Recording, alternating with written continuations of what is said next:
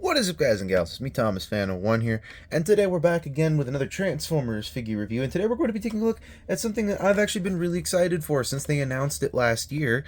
We're going to be taking a look at the Transformers Studio Series Core Class Decepticon Mowhawk from Transformers The Last Knight. Now, I am totally excited for this dude because this dude was one of those characters that we didn't get in The Last Knight. I believe there was one company that did a third-party version of this, and then that was the last we ever saw of him. So, I mean, it's not the worst thing to have a core class Mowhawk, because I think that's probably like the more appropriate scale that he's going to be in. And while I was out today, I ended up finding him, and coincidentally today being my day off, I ended up finding him on my day off, so it actually worked out.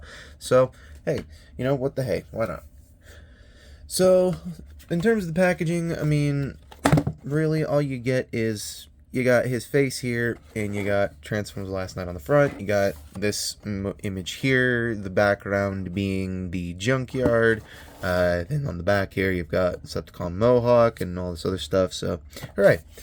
And we're going to stick that up with the rest of the packaging on the packaging wall. And we're going to take a look at Mowhawk himself. Now, really quickly, he does come with one accessory that you can store in vehicle mode. It comes with a little knife.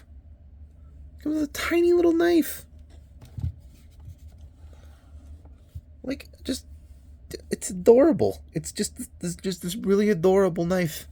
And you can store it. There is a tab right here, and there is a slot that goes right there, and you're just supposed to take that, marry those two together, and he at this point, okay, I guess now we can actually he can actually stand that way.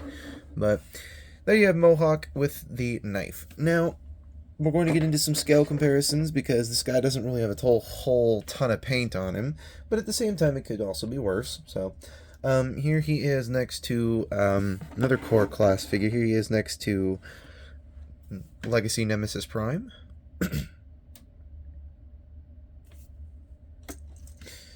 Here he is with Rise of the Beasts RC.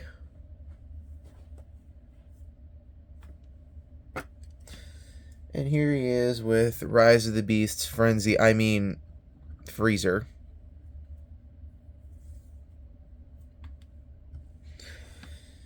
And if I had my Last Night Megatron with me, I would, but currently he's in a storage unit. So, we're not going to take a look at him with that character. So, without further ado, let's get him into robot mode. Now, the first thing you're going to want to do is you are going to want to remove this, because this does get in the way.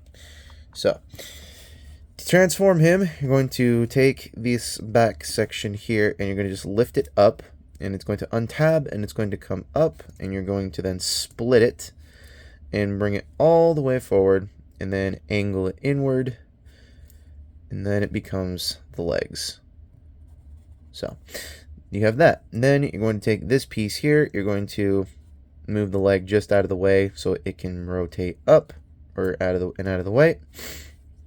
Then you're going to take these engine sections, and you're going to untab them, like so. And then you're going to bring them down, rotate them on that ball joint, straighten them out on that hinge, make sure the legs are all straightened out like before, and then you're going to do the same thing on the other side. You're going to bring this down, well, you're going to bring it down, but you're going to have to straighten it out first, because this piece has to kind of come up, and then this has to be brought down. Don't force it, please. Do not force your figures to do that. Then this just becomes easier. Then you splay those out and fold up the head, and there, straighten everything out once again. And then balance him out, because he does balance. And then give him his little knife. Gotta get him his little knife, that little neon green hand there. And there you have Mowhawk in his robot mode. And it's a cute little core class Mowhawk. I love it. I totally love it. This is one of those figures where it's like we wanted it, but at the same time, when are we gonna get it? And then it also at the same time, how are you going to design it? Are you going to do it deluxe class, core class? How are you going to do it? And I think core class was the best choice for them to go. So, well, there is one feature here that he does have that not a lot of core class figures do have. His mouth opens up, and if y'all remember in the movie, he gets decapitated. You can remove his head. This is the goofiest feature and quite possibly the most fun feature I've ever seen on a little core class figure. So literally, you can literally have him cussing out everybody, getting upset and angry, and then the next second you can have him sitting there with his mouth open, agape, and maybe he's holding his own head for comic effect. I don't know, but basically you can do that, and it's just basically a little 5mm port, so you can just basically put it, pop that back or peg, so you can pop that back on the peg. So that's how this works. I think it's so goofy. I think it's goofy, but it's also wonderful. So, alright, now that we've got him in robot mode, we've shown off what he can do, let's get in more scale comparisons. So, here he is with Legacy Evolutions Nemesis Prime. Quite possibly the weirdest movie to introduce Nemesis Prime. Not Legacy Evolutions, but The Last Night. Here he is next to Rise of the Beasts RC.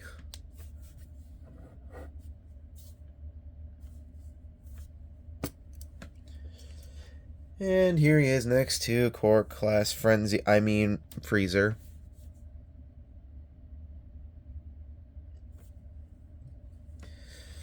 So, where do I rank this little dude? So firstly, it's a core class. So, usually they're not anything special. Usually they're not.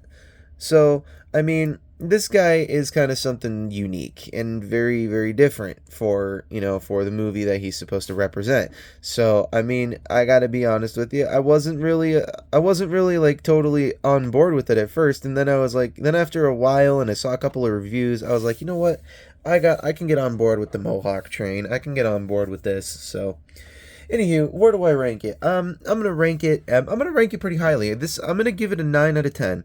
I'm giving it a 9 out of 10 for actually a good couple of reasons. The first reason being they went simple with the plastic and it works. They didn't need to paint him a ton. They did give him his neon green paint splats and the one white splat that's on his arm in the movie, but that's all he really needed. And they did the best that they could with the motorcycle piece. They had to paint the handlebars a little bit. There's a little paint on the handlebars, a little paint for the brakes. Oh wait, there's a little bit of paint here as well for the motorcycle chain. And they had to paint the headlights and some other there's a couple other features here that they did not need to paint, but they did. So, I gotta be honest, Hasbro and Takara, you guys knocked it out of the park with this one. I rank it a 9 out of 10. 9 out of 10 for a core class. He's pretty high up there along with RC and Frenzy. So, or Freezer, excuse me.